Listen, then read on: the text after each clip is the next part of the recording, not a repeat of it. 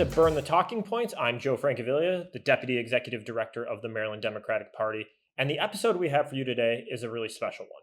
We are talking to our entire federal delegation about Trump's first 100 days. And spoiler alert, it's not great. We're going to talk to them about what they are viewing these first 100 days. We're going to talk about what are some of the things that they feel like are flying under the radar that they really want people to know about. And we're also going to talk to them a little bit about what's giving them hope in these times, because with creeping authoritarianism here in America, we need to be able to hold on to hope to make sure that we can continue to fight back. So this is our 100 days episode, and I want to start just to kind of level set with everyone where I view things, where we view things, and kind of what the data is telling us. So first, it's really important to look at what some of the public polls are saying. Right now, Trump is less popular at this 100 days than he was in his first 100 days in 2017. So while he may have come in popular, people are quickly realizing that this is not what they signed up for. They did not sign up for higher prices. They did not sign up for cutting cancer research. They did not sign up for the constant chaos. And while as Democrats, we know this was coming, the rest of the public wanted to give him a chance, and he's quickly burning that chance. He is not popular, and he's less popular now than he was in 2017 at the exact same time.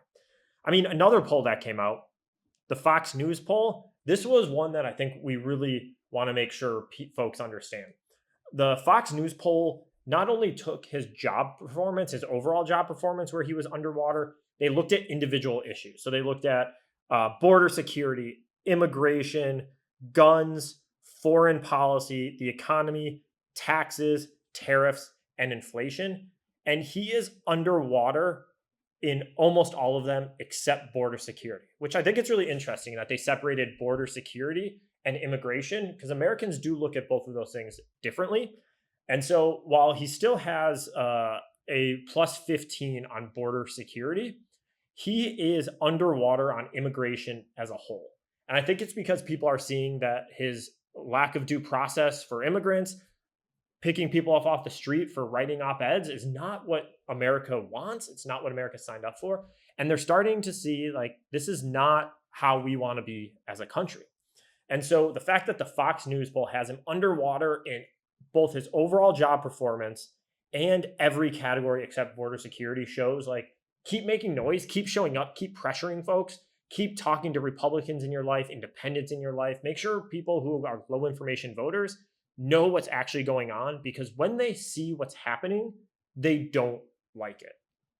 And so when we talk about the list of things that he's doing that just isn't great, some of the things that we're talking about here at the Maryland Democratic Party, and I'm sure you're talking about at home, is like, one, the lack of due process. Just like, it's really scary that he can scoop up anyone, say they're here illegally, and that they're a criminal, and put them in a gulag in El Salvador. That's some scary stuff. And we talked to Senator Van Hollen about this, and we're going to put a special episode out next week just with Senator Van Hollen talking about his fight for due process. But other things that we're seeing that aren't, on the front page of the news every day is, the deporting babies. He deported 3 children, U.S. citizens. One of them had stage 4 cancer just the other day. He's cutting cancer research. He's gutting the NIH. In Maryland alone, he's already cut over 11,500 federal workers, and he's cost the state at a minimum $1.6 billion, creating another budget hole for us to have to fill. Now, we can talk about the on-again, off-again tariffs and the nonsensical strategy that they have, where it seems like they go on the news and his commerce secretary doesn't know what his treasury secretary is saying, who doesn't know what the president is saying, who doesn't know what his trade advisor is saying. Like, it's a clown show. It's nonsense. But the public is starting to see through the veil. So don't lose hope.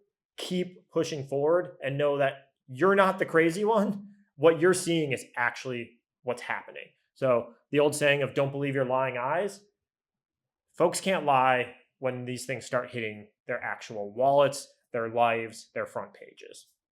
Another thing that we're seeing that I want to talk about is people preemptively caving to the Trump administration. whether it's colleges and universities like Columbia, whether it's high-powered law firms, whether it's individuals.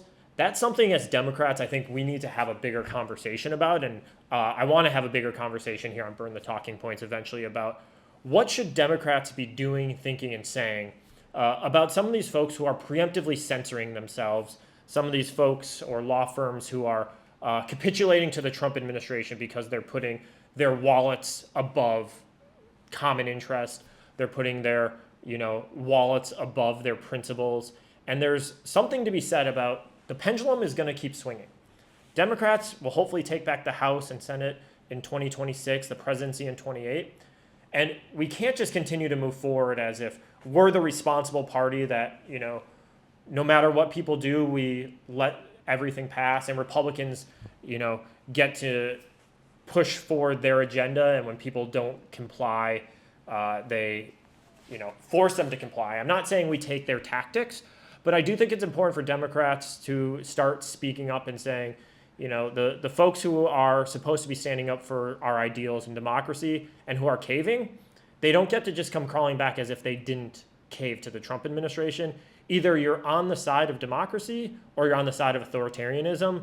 And if you choose authoritarianism, you're not going to just get to be welcomed back in with open arms like you were a hero of democracy all along. The other thing, I'm sure we'll talk more about the DOGE cuts causing kids to die across the globe. J.D. Vance killing the Pope. I think I can say that. Hopefully our lawyers let us say that. The fact that there's bank fees, the bank fees vote. There's just so much going on that it's almost hard to keep track of just how much nonsense is happening. Another one which you've seen recently is their attack on Act Blue. And I know that as a loyal Democratic viewer and donor, you've used Act Blue. The fact that they're trying to take out Democratic infrastructure is really, really scary. That they can just say, hey, we're going to take out your fundraising platform. Maybe they'll take out Vote Builder next or Van. We can't allow these attacks on our democratic infrastructure to stand as if this is some, nonpartisan fact-finding mission that is all in good faith. These are not good faith actors. We can't allow this type of thing to stand. But one thing that we did talk to all of the electeds about is what does give you hope? And there's a lot that should give us hope, whether it's the Susan Crawford win in Wisconsin where we, kicked Trump and Elon's butt, whether it's the special elections data where we're overperforming, whether it's young leaders stepping up to run, whether it's some of the mass mobilizations that we've seen across the country in communities, whether it's rural, whether it's urban, we've seen people show up. We've seen people on the right start to see the emperor has no clothes. One of the quotes that's going around all these sycophants next to Trump and praising him before they acknowledge a problem is one of the people said, praise for Trump is the land acknowledgement of the right. And I think that's starting to break through that we're just surrounded by sycophants, and that's not going to be how we can move forward. We need truth tellers on the right as well, and we're starting to see some of them stand up. We see our media still continue to break stories that they're actively trying to suppress. So there's a lot to hold on to for hope. I want to hear from you, like what's giving you hope. Make sure you leave comments, put it on our social media, react to this page.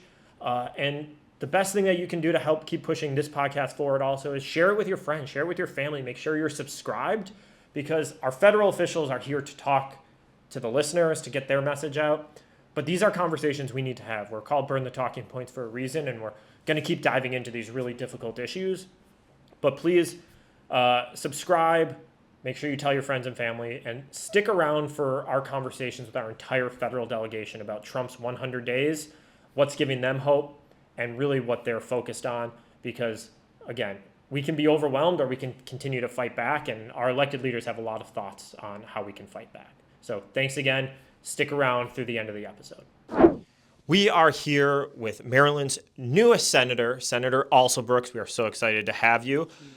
So we just want to talk about Trump's first 100 days. Yeah. What's your reaction to his first 100 days? You know what? I would have to say, sadly, I'm not surprised. It's an unmitigated disaster. And it is the kind of disaster that not just harms us today, but it will really resonate, I think, for years to come. both in the substantive impact that we will see on our health care, for example, on our children's education, on our psyche, on our economy. But we're going to see for a very long time, I think this is going to ruin relationships across the world. It is an unmitigated disaster is what it is. So let's talk about there's 100 things we could talk about. What's something that you think is not getting the attention in the mainstream media that it should be, that Trump's doing, that you want to make sure you're kind of, blowing the whistle on? Well, I think you said the thing that's not getting attention, but I think there is no way to overstate the damage that Trump has done to the middle class and working class families in America. In fact, they have been a target. Contrary to what he promised when he said he would bring down the cost of living, that he would bring down groceries, the cost of groceries on day one, it all turns out to have been a big fat lie. And he knew it was a lie. He knew all along, he and the people who surrounded him, these billionaires, when they sat on this stage on the day of his swearing in, it was a signal to say that we are in charge. This is what we're going to do, is to enrich ourselves. And the impact on working class families who have lost their jobs and who will be losing health care, who will be losing, many of them have lost their savings. The cost of housing is going up. But that's one damage. But I think the health care, we are literally going to be sicker because of Donald Trump. And I mean the cuts to NIH, you look at the research that's been done through Johns Hopkins, you look at just cancer research, Alzheimer's research. We are literally going to be sicker, and there are many who will die as a result of the disastrous policies and the cruel indifference of this administration. So Maryland Democrats who listen to this are ready to, take to the streets. They've already started taking to the streets. But it's really hard to see day after day just the Trump administration seemingly bottomless pit of cruelty. What is something in this moment that's giving you hope that maybe Marylanders can hold on to keep them motivated? Well, the fact is we are going to make it through this moment. And I believe that very, very strongly, that we're going to make it. We see that we've seen some success in our judiciary. I think we're going to have to continue to support the men and women who are on the bench, who are making rulings in accordance with the law in this lawless administration. So I think there's reason to be hopeful. So many of the injunctions and such that have been filed have been successful. But I think that the people need to know that your voices and your vigilance absolutely do matter. We've seen a number of cases where we've seen a response. For example, there was some funding that was cut that would have harmed the victims of crime in Maryland. And many took to social media. We've been writing letters and demanding answers from the administration. We actually saw those funds unfrozen. Great. And so I want to just say to the people, don't let up. I know it feels right now like we kind of can't see the end or see the light, but the light is coming. We look at the numbers now. People are on to Donald Trump and to all of the band of bandits and thieves that he's brought into our government who are stealing money from the American people who want to do that through these tax cuts for billionaires and the illegal cuts that we're seeing. But we should know that this is is not sustainable, and it will in fact change because of all of our vigilance and because we won't give up. Senator Alsobrooks, thank you for joining us on this Trump's 100th day. I wish we were here on Kamala's 100th day, but like you said, I think the light is coming. 2026, we will flip the House. 28, we'll take the White House. And obviously, we're going to flip the Senate in either 26 or 28. So we're going to make that happen. Thank you so much for joining us, and stay tuned for more. Thank you. We are here with Senator Chris Van Hollen talking about Trump's first 100 days. Let's get straight into it. First 100 days, how are you feeling? First 100 days, Donald Trump has failed the country. He's betrayed the country. He's tearing up the Constitution. He's tearing down our economy. He's tearing apart our government. And so he deserves a big, fat F. So it sounds like you're a huge fan.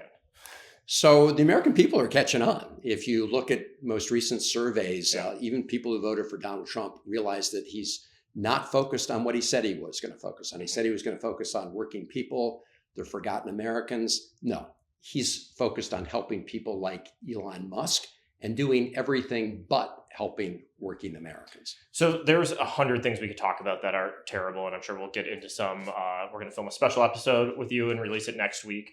But what are some things that maybe are not getting the attention that you think should be getting the attention? Well, it's the devastating impact of these cuts, and these are illegal cuts. Mm-hmm. I mean, this is a chainsaw approach. I saw the other day some of the Doge people tried to clean it up and said they were using a scalpel, which of course is absurd. It's across the board. I mean, I'll give you one example in Maryland.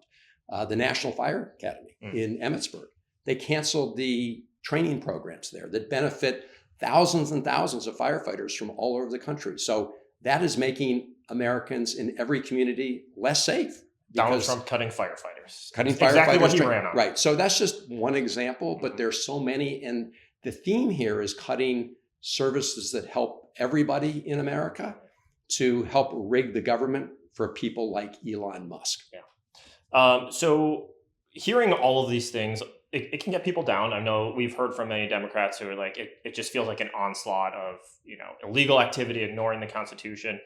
What is giving you hope in this moment that maybe Maryland Democrats can hold on to? Well, the people of Maryland and the people of America are giving me hope. I mean, we are fighting this lawless president in the courts. We're doing everything we can to fight him in Congress, but it's communities all over the country where you see grassroots activism and people rising up to say, no, don't shred our Constitution. Don't wreck our economy. Don't destroy our government, all in the name of helping billionaires like Elon Musk. Thank you. Senator Chris Van Hollen. We are here with Congressman Steny Hoyer. Straight into it, Trump's first 100 days. What's your take on it? It's hard to really capsulize 100 days of chaos, crisis, and irresponsibility. 100 days that has told all of our allies, you're not sure whether your reliance and trust in America can still be sustained.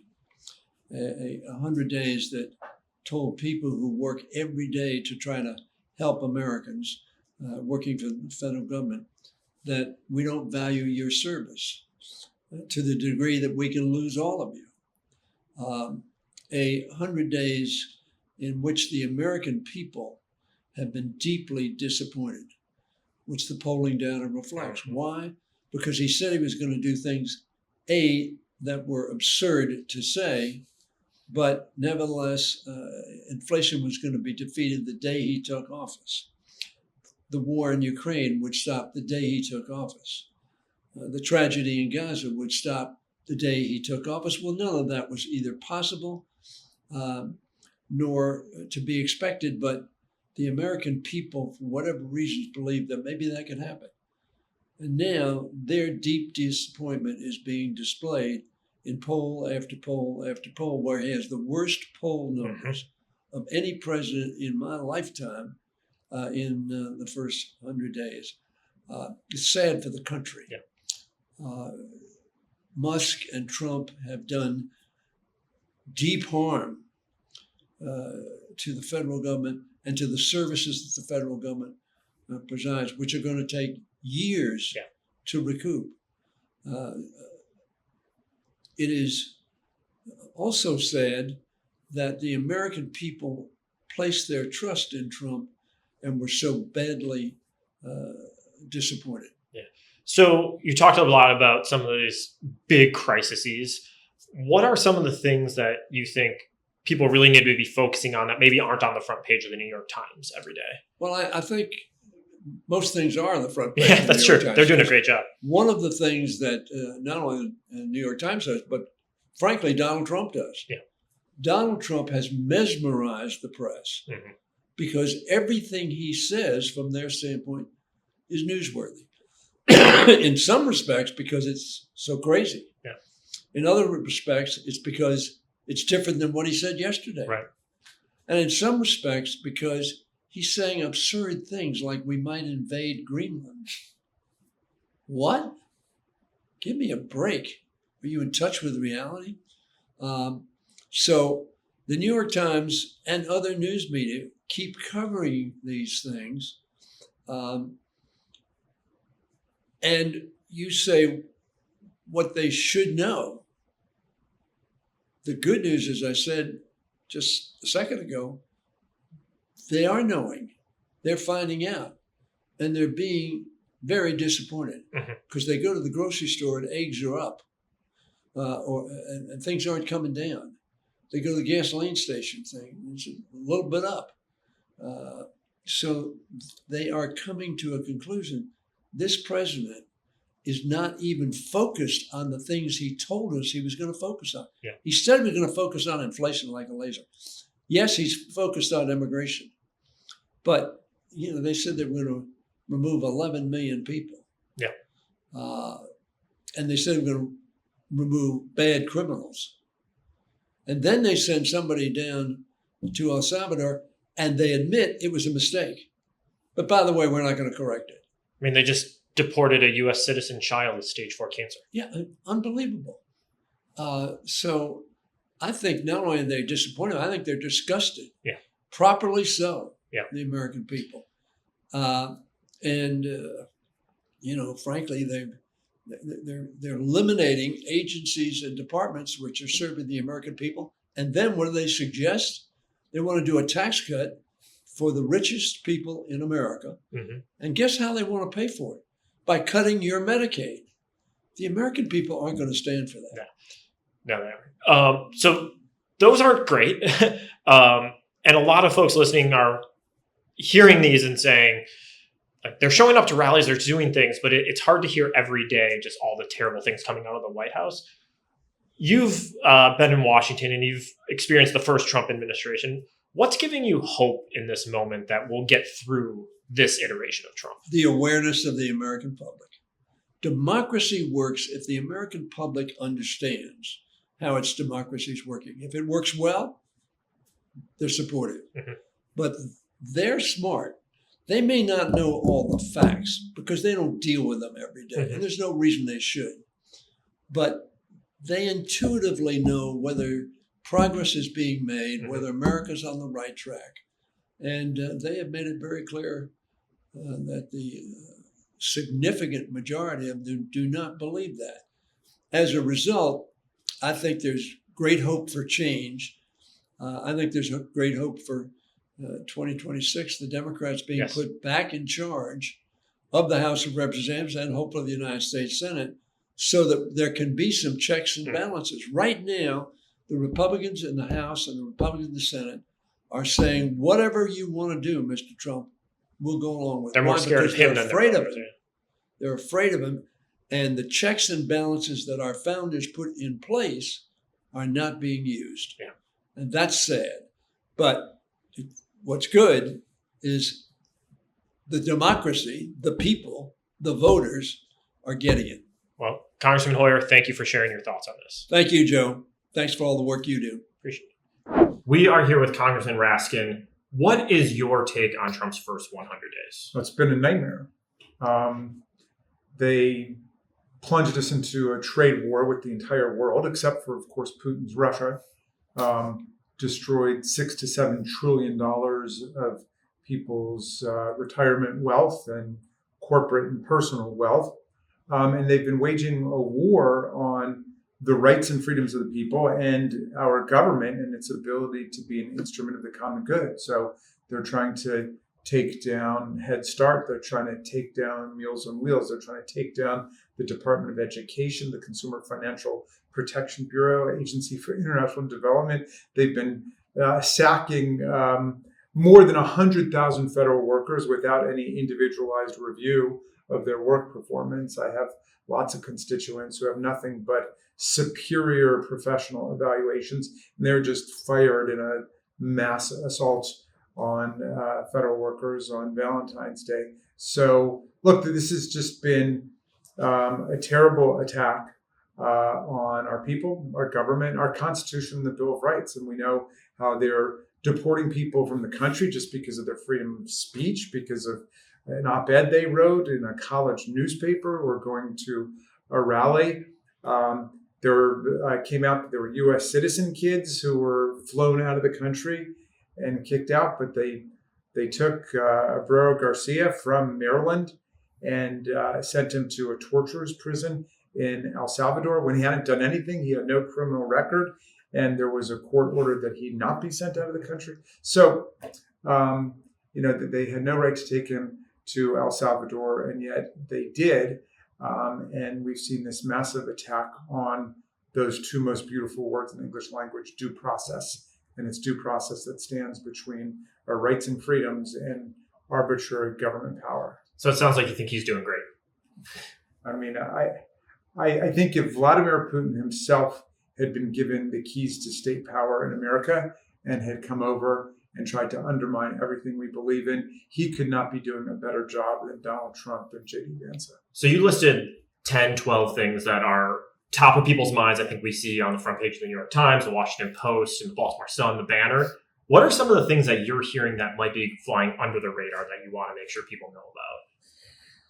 Well, every day something new happens. The thing that's sticking in my mind today from the news is that there's an executive order, remarkably, which kind of cuts the heart out of the Hatch Act.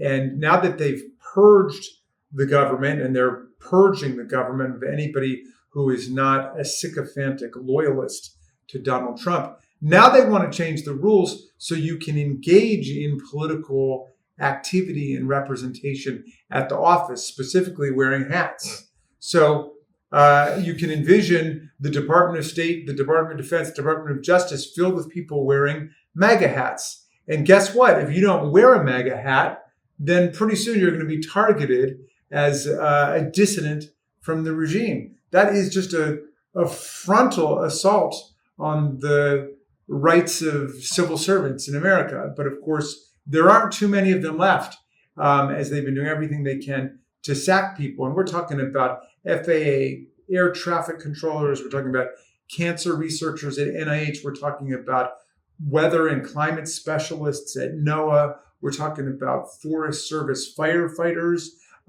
They're doing everything they can to take it down. I just finished reading this book about Elon Musk and what he did to Twitter, called How Elon Musk Crashed Twitter.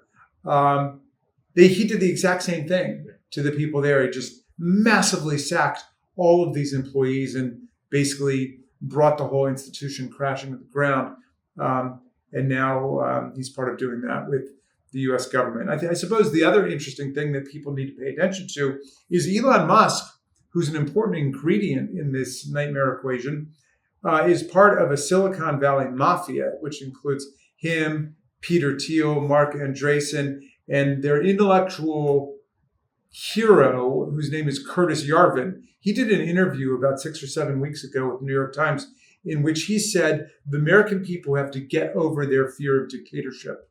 He said, a dictator is just like a CEO of a corporation, and all the CEOs are dictators. They can do whatever they want, and that works out great for us. And then he said, we basically need a dictator for the dictators. Certainly not a president whose job it is to take care that the laws are faithfully executed, implementing the will of the people as embodied in congressional statutes. No, what we need is a dictator for the country. I definitely miss both of those stories. I feel like I'm plugged into the news. There's just so much terrible stuff coming every day. So I appreciate you lifting those two up.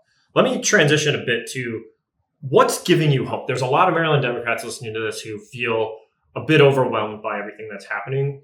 You see it as, ranking member of judiciary.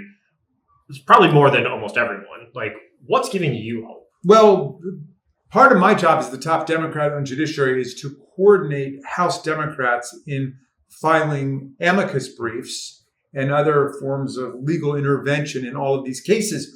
We are winning every single day in court. There are more than 200 cases that have been filed against Donald Trump and against Elon Musk and Doge, and we have 93 federal court injunctions and temporary restraining orders against them. And this is not just Democratic judges, or they call them Democrat judges. This is Republican judges. So, one of Trump's executive orders is an attempt to nullify the first sentence of the 14th Amendment, which says all persons born or naturalized in the United States and subject to the jurisdiction thereof are citizens of the United States and the states within which they reside. And Trump tried to destroy that. And we have 4 courts that have struck it down. from a Biden judge, an Obama judge, a Bush judge, and a Reagan judge. And the Reagan judge's decision was probably the toughest. He said, I've been on the bench for 4 decades, and I've never seen a more unconstitutional law or an easier case than this one. You don't have to be a lawyer to understand what's wrong with it. You just have to know how to read.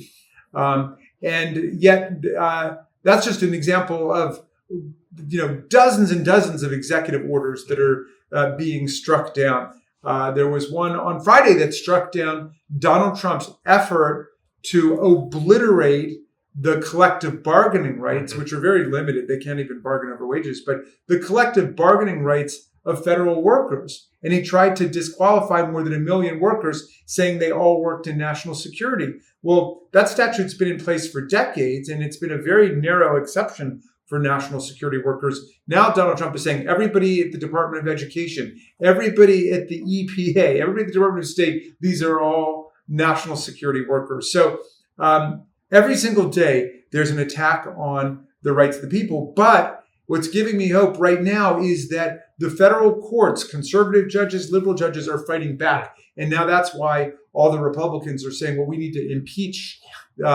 these judges. Do you know there have only been 15 federal judges impeached in all of American history, and it's always for taking bribes on the bench or other forms of corruption. One guy was habitually drunk on the bench, not even occasionally drunk, but he had to be habitually drunk on the bench. Did he become the Secretary of Defense? Or? Yeah, another DUI hire in the Republican Party. But now they want to impeach judges because of the content of their decisions. And like Chief Justice Roberts said, in America, we don't impeach a judge when we disagree with their decision. We appeal the decision. And I was glad that he spoke out about that. Well, Congressman Raskin, thank you for the words, for giving us hope. We appreciate you joining us today. You bet. And as much as I disagree with so much of the other work of Chief Justice Roberts, at least he did stand up for judicial independence. A broken clock. Yeah. We are here with my congressman from Baltimore, and we're going to hop straight into it. First 100 days, how are you feeling, and how are you taking these first 100 days? Well, I think I feel like most people, absolutely disillusioned by what Donald Trump is doing compared to what he said he would do. And when you look at the record and you look at the new polling numbers, it's clear that most people feel the same way. It's disillusionment. We've been lied to. Some of us expected that dealing with Mr. Trump, but now others who didn't realize they've been lied to on the economy. He was going to fix that on day one. He's going to make sure also that egg prices would fall and all these great things would happen, and that we would love America again, because he was going to bring a new zeal on the international stage. And what he's done is brought condemnation on the international stage. So he's just not been a good president. That's the nicest thing that I can say. Do you want to say it that nicely? No, I don't. But I'm just absolutely disappointed. I don't like the fact that Donald Trump and Elon Musk have taken a chainsaw to the hopes, dreams, aspirations of people who have to provide a living for their family, who are trying to raise kids, who have parents in nursing homes, who want to believe that somehow or another they're going to be able to make their mortgage, who realize now that Social Security is under threat, Medicare is under threat, Medicaid is under threat. And so it's just an ugly situation to be in, which is why the Democratic Party has such a profound moment in history right now, not just to resist, which we are doing and protesting and fighting back, but now to carve out a clear vision that matches the vision and the hopes and the dreams and the aspirations of so many people across the state. That's a great answer. When we talk about things that are on the front page of the New York Times, Washington Post, are there things going on that you think deserve more coverage that maybe aren't getting the coverage or all the headlines? Well, one of the things is this whole effort to go after, quote, sanctuary cities. And even though Baltimore is not deemed a sanctuary city, Trump has put together a special commission to go out and to look at those cities that they believe are not doing enough to meet what he wants on immigration and other matters, and then to deem them sanctuary. In fact, they're supposed to be reporting back next week or so. So we'll see what that list looks like, and then deny them basic federal services based on their subjective opinions. But one of the things that's a subtopic to all that as it relates to cities, in particular Baltimore, has been this effort now to stop funding the violence reduction programs that the mayor has had in place. We've had real reductions in violent crime and shootings and all sorts of things over the last 2 years that are just not me saying it, but they're documented. So now Trump believes that we don't need violence protection programs. That's going to make our communities less safe. And it's creating a great deal of consternation, not just for law enforcement that need the money or for communities, but everyday people who expect that we're going to have safer streets and that the federal government cares about that. I have a last question. I'm going to take a point of personal privilege as your Mhm. constituent here, just to say thank you to you, to Mayor Scott, to Governor Moore, to working together on this violence reduction for the first time in 20 years or something. Yeah. Baltimore's fallen off the most dangerous cities list, and Yes. it has a lot to do with having a federal delegation, a city delegation, and a state delegation that all are working hand in glove and have beliefs about how to make sure folks are safe. And a great state's attorney. And a great state's attorney. And a great U.S. attorney until Donald Trump fired him Yeah, Eric Barrett. 2 months ago. I mean, it was one big coordinated effort. Yeah. So it's been good. That might be one of the underreported things too, is just the gutting of. It is. And it was Eric Barron here in Maryland, but they did this in several states around the nation. They just don't want anybody that's a true fighter for crime or against crime. And they don't want anybody that can show real results. So that's where we are, unfortunately. In this moment when we've talked about things that are feeling heavy, what's giving you hope in this moment? Well, people give me hope more than anything else. You can only be down, but for so long. And you can only lose belief in yourself, but for so long. There's some kind of spirit within all of us as humans that believes that if we keep trying, if we keep pushing, if we keep fighting back, that there's going to be a difference, a brighter day somewhere. And that's the one thing that I've seen generated year after year, decade after decade. And I can say generation after generation. I mean, this inherent belief of hope that if you just fight back, do the right thing, stand on principles, and reach out to other people, that change ultimately takes place. I believe that as sure as I'm sitting here, it's the one thing that Martin Luther King reminded us of over and over and over again.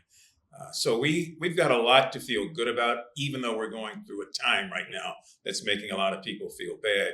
But the key is just to get up.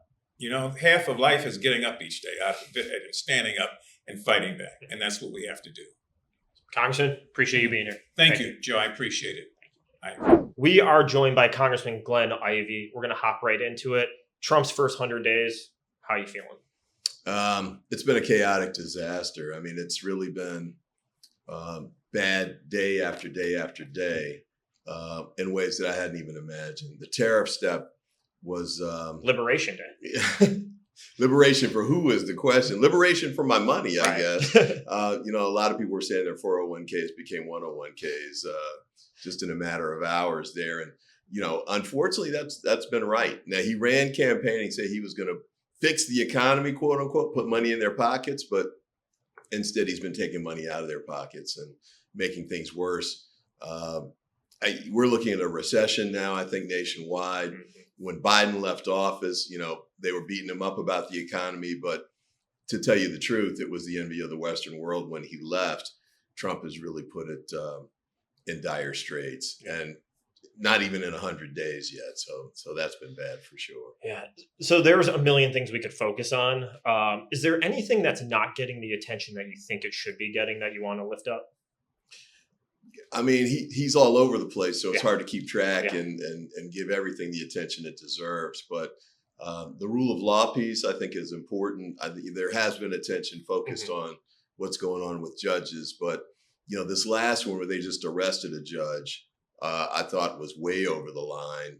The threats that have been taking place with respect to judges, including Justice Barrett, who's voted a couple times in ways that Trump world doesn't like, but an extremely conservative Trump-appointed justice is even getting yeah, absolutely. And I think that's scary. And then the 6 impeachment articles that have been put up against one of the judges that didn't even rule against the Trump administration yet, just said we're going to put up an injunction. This is on the Venezuelans that were deported. So I think it's important for us to make sure we focus on that. And I know rule of law sounds hyper technical and everything, but I think it's important to make sure that we keep holding him accountable, make sure that he's forced to either comply with Supreme Court orders and other judicial orders, or he pays the price for it. And I think he's going to end up having to pay the price. And then there's a lot of Maryland Democrats listening to this right now who show up to marches, who are at protests, but are looking at the world and feeling pretty dispirited. What's giving you hope right now? I think things are moving in the right direction. I mean, these are tough times for sure. Although I got to say, I can remember tougher. I remember back in the 1960s when I was a kid, I was living in segregated North Carolina. We didn't have the voting power that we have now in the African American community. And, I remember Dr. King being assassinated. Bobby Kennedy just came, a few weeks after that. So we've seen tough times. We got through those tough times, and we really did things that were transformative in the 1960s and into the 1970s. I think we can do that again. I didn't think Trump would mess up quite this badly, but he's been a disaster in a way that has touched every American. If he had focused his disasters a little bit more tightly, we would have been in dire straits. But because the tariffs took money out of almost every American's pocket and pissed everybody off, to be frank, I think that means we're going to have a broad-based coalition of people who are angry and want to make sure we get a chance to put guardrails on this guy. And I think that's going to be the House of Representatives first. Yeah. But we don't even have to wait till 2026.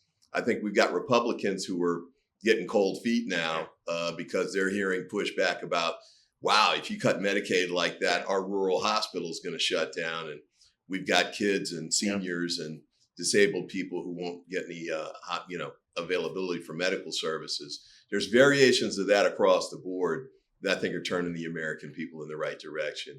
And when we put our affirmative message out there, I think it'll really, really get the job done for us. I really appreciate hearing that hopeful message, because I think we just need 3, and we'll see if those 3 vote with us in the House of Representatives. So Congressman Ivey, thank you for joining us. Thanks for having me.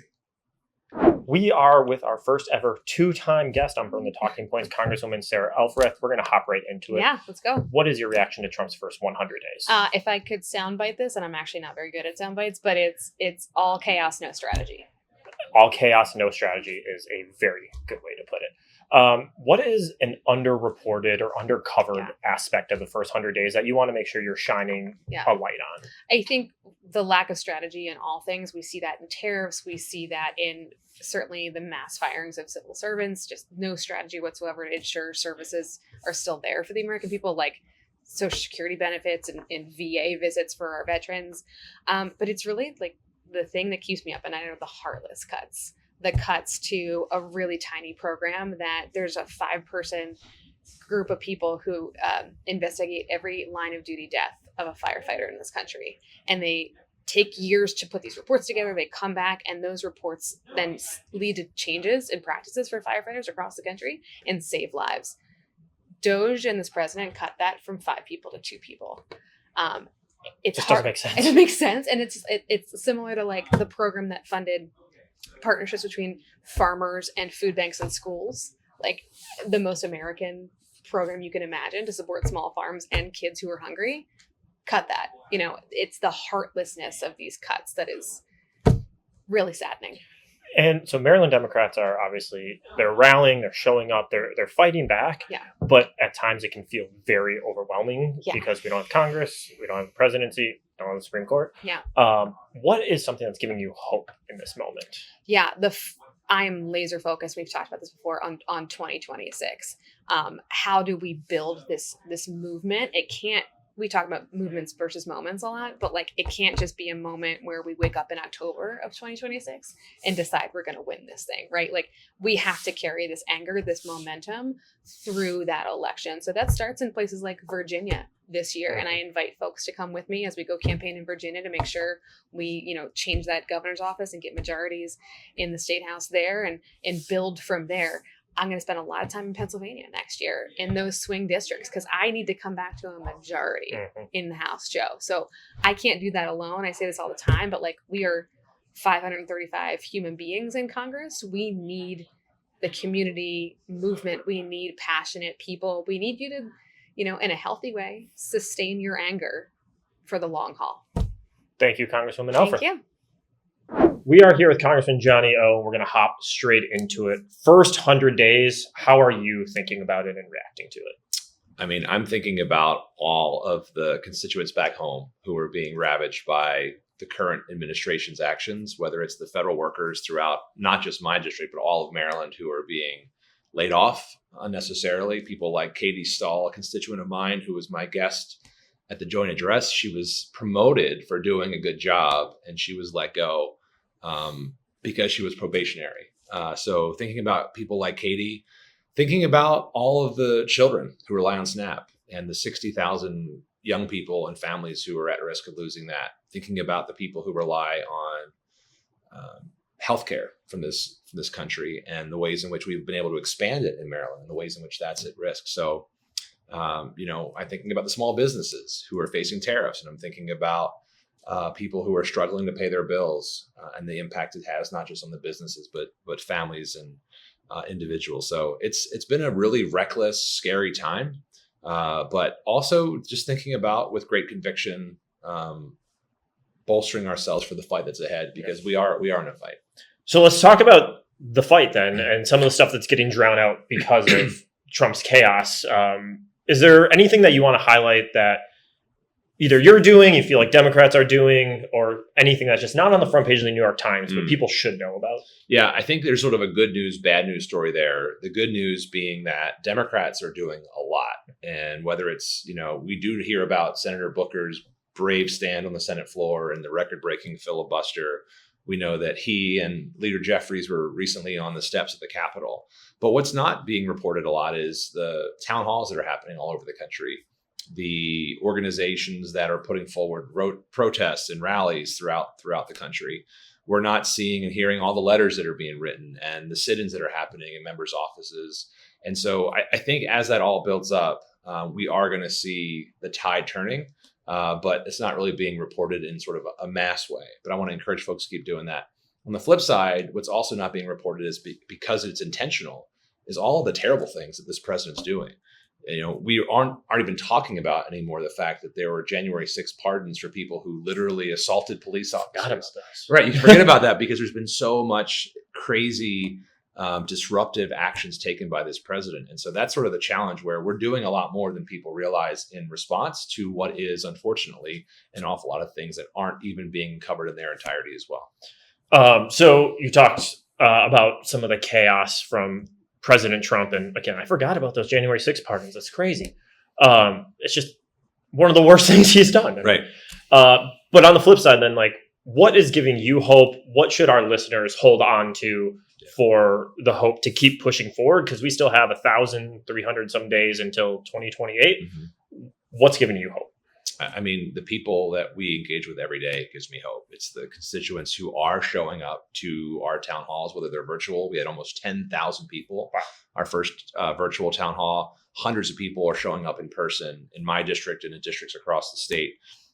We saw thousands of people at the Fight the Oligarchy events with AOC and Bernie. We're seeing them in Baltimore and Westminster. We're seeing people turn out to take back our democracy, because that's really what we're up against. And so I'm really hopeful in the people who are protesting, who are marching, who are writing, who are calling, who are taking to the streets, who are engaging with their representatives, whether they're there or not. Mm-hmm. And it's been really disheartening to see the lack of courage of so many colleagues on the Republican side who just are completely refusing to engage with their constituents. But as they're refusing and as we are engaging, people are starting to see a clear contrast. It's not just on the policies, it's style and its substance. And so the fact that people recognize what a precious gift our democracy is, and that they are willing to fight for it is really incredibly rewarding. One of the first things I did as a new member went to Selma, Alabama for the 60th anniversary of Bloody Sunday. And remembering the ways in which people were willing to literally be beaten and bludgeoned for what they were fighting for in that moment 60 years ago. We're really very much in that moment now. I mean, this is a real inflection point for our country. And if we don't all step forward with that same sense of purpose and seriousness as folks did in Selma 60 years ago, we're at risk of losing something special. But people are responding, and that gives me a lot of hope. Congressman Johnny O, appreciate you joining us. Thank you so much. Thanks for having me. We are here with Congresswoman April McLean Delaney, and we're jumping straight into it. Trump's first 100 days. How are you reacting? I think the last 14 weeks seem like 14 months, and it's crazy and it's head spinning. How am I reacting? I think what I'm doing is really focusing on my constituents, and I've had over 65,000 of them reach out in the last 14 weeks, which is about 3 to 4-fold what normally would happen. But I can control. We are pretty much responding, dealing with all these nonsensical cuts, program freezes. This morning, I was at Manna Food Bank with the governor, and with all of the issues that are happening and the federal funding and some of the state funding that is being cut back, they're not having the same donations to their pantry, and this is a big issue. But I have to lift up and say, I represent the one purple district. I go all the way from Upper County, Montgomery County, all the way to Deep Creek Lake. And so I have a wide variety of different types of voters: Republican, Democrat, Independent.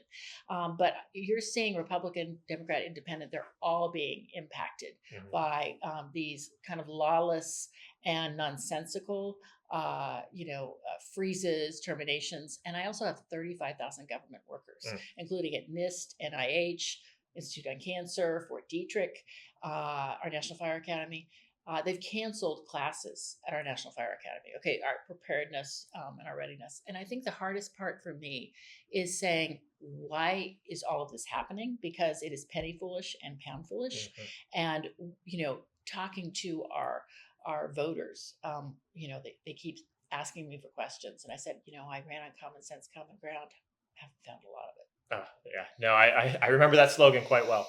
The next question is around, again, you represent this purple district, so you're probably seeing things that maybe others aren't seeing in the same, because Some buyer's remorse, perhaps. Yeah. some buyer's remorse, but also like the stories that are resonating with constituents. What are you seeing that maybe is a little under the radar, or maybe isn't getting the front page of the New York Times attention, but is really impacting people's lives? A couple of things. I would say under the radar, but was really important for our district, but for the entire country, is the way in which both our universities and our major research agencies, i.e., NIST, NIH, Fort Detrick, are being defunded, and some of the terminations, but cancer trials. But also, if you think about it, things that deal with deadly pathogens. And also NIST is really an innovator for the rest of the world and the country, whether it's in quantum or in statistics or data in general. And impact is two. One, I often say that foundational research actually underpins our the privatization of that and a lot of small businesses. So you find that many of the businesses that depend on these research institutions are going to have a hard time, going forward. But two, many of the contractors and many of the, associated businesses are now also feeling that impact. And I don't think that that's being covered enough. Three, I think that it really impacts our readiness and resilience as a country in terms of national security, but how we are prepared, in economic terms. Because I would say our economic security is also our national security. What is giving you hope in these moments when we're filled with so much, day after day, what feels like being just punched in the head? Well, yesterday I was on the steps of the Capitol with Hakeem Jeffries and Senator Cory Booker. And, they sat there and said, this is a Sunday. What you spend your money on, our budget really indicates our values. And, one by one, crowds started gathering. Many members, including myself, went there. I spoke about SNAP and the Farm Bill because I'm on the Ag Committee. But what gave me hope is that people are starting to wake up. They're starting to get angry. I often have said in a couple of different interviews that I heard on the floor, it's either, the Republicans are saying it's either angry Trump or angry voters. Yeah. Well, the voters are getting angrier and louder. And I think that they, particularly the fact that with the Ukraine, on day one, it was going to be, all done. A lot of day one things And, that don't seem to be done. And really, I think Trump is realizing that, Putin was not a good actor. Yeah. He's been a little bit played and silly putty in his hands. And really, we've given him a wish list. And I think that the American people are seeing that. And then two, that affordability that he ran on and inflation, actually everything to the opposite of that with tariffs, the red light, green light, on, off, but also, just the uncertainty in the markets and how people's 401ks, their savings, and the fact that small businesses are hurting. And so on every level, I think people are getting really angry and louder and louder. That gives me hope. Yeah. But we still need four, as we were saying yesterday, we need 4 more GOP members to cross the aisle. The last thing I have to say is that I'm a lawyer. I left Idaho to go to Georgetown Law, and I do have faith in our courts. I do think that they will hold. Now, will the Trump administration listen to the courts? They're going to have to be forced to listen to some of these rule of law and some of these court holdings. But I do think that they are holding. And Congressman Min and myself, we wrote a letter to the 9 law firms that had entered into agreements with the Trump administration for pro bono work. And, we really lifted it up and said, pause, you should think about this. We believe some of these agreements, which were really, they were trying to stave off an executive order so that they wouldn't be targeted by the administration. We think that they violate could violate some bar association, conflict of interest, and ethical considerations, but also some civil and criminal violations, and that they should really think about that because, and this is the issue, pro bono work is usually given to indigents, to nonprofits, to those who can't afford it, the most vulnerable in our society. And it's a little ironic that this work is being given to our U.S. government and to 2 billionaires, Trump and Elon. So I think that also many of the lawyers are going to start to understand that this is, it smells bad and that we need to kind of lift up. But I think that the things that give me hope are there's a movement starting and that we as Democrats are realizing that we have to have a strong, palpable message of what our values are and how we're going to help them economically and how we're going to help them in ways which have their back and that they can trust government. And I think the issue of not only economic benefits, but also the fact that our government needs to be trusted and that we are trustworthy. And I think that is something that this administration and the Republicans have been trying to say for a long time, that it's not. But if anything, I think our civil servants, and I just look at the number of government workers in my district that have given their whole life to uplift and to give back. And that's something we should celebrate. So that gives me hope. Awesome. Congresswoman McLean Delaney, thank you so much for being here. Thank you. Thanks again for tuning in to Burn the Talking Points. We really appreciate you sticking with us. There is a lot going on. You could hear from our federal delegation how they're fighting back, but we know that you're fighting back as well. We have a ton going on at the Maryland Democratic Party for you to stay up to date on. Sign up for our email list. We'll let you know about actions that are happening. Our central committees are really leading the charge. Our Mobilize has tons of activities going on. And we're holding a special town hall in the 2nd Congressional District next week, or May 7th, with Johnny Olszewski and Lieutenant Governor Aruna Miller. We'd love to see you there. And stay tuned for a special episode next week with Senator Chris Van Hollen talking about his trip to El Salvador and his fight to take on the Trump administration. Follow us wherever you get your podcasts, Apple Podcasts, Spotify Podcasts. Smash that subscribe button on YouTube. And make sure you like us on social media as well. Really appreciate you tuning in, and we'll see you soon.